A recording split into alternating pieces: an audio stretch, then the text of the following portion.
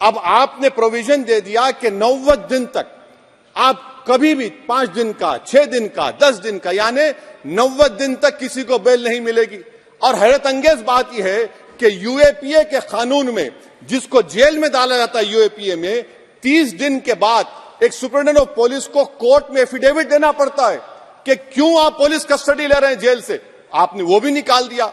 यानी जिस किसी को भी आप इस कानून में अरेस्ट करेंगे, यूएपीए से ज्यादा मैं 90 दिन जेल में रहूंगा। और कौन रहेगा जेल में? मुसलमान रहेगा, दलित रहेगा, आदिवासी रहेगा, और बेल उसको नहीं मिलेगी। तो ये खुद सुन लीजिए, तो यानी कन्विक्शन नहीं होगा, ना बेल मिलेगी, क्योंकि पुलिस कस्टडी है। ये कानून में है सर कि हम आतंकवाद के खिलाफ जीरो टॉलरेंस की नीति रखेंगे, और आतंकवाद की व्याख्या ही नहीं थी। कुछ सांसदों ने, मैं बाद में जवाब देता हूं, कहा है कि यूएपीए में है, मगर जहां उनके प्रभाव वाली सरकारें थी वहां यूएपीए को लगाते नहीं थे। आतंकवादी कृत्य कर सादे गुना की सजा में निकल जाते थे। अब हमने ये मूल कानून के अंदर ही आतंकवाद का जिक्र कर ऐसे लोगों को जेल के बाहर आने का रास्ता लगभग असंभव कर दिया। मुझे मालूम है कुछ लोगों को बड़ी तकलीफ हुई, बताया भी है, मैंने भाषण पढ़े हैं।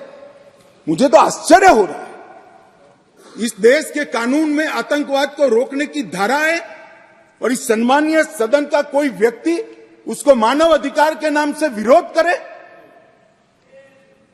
आतंकवाद ही मानव अधिकार का सबसे बड़ा हनन करता है।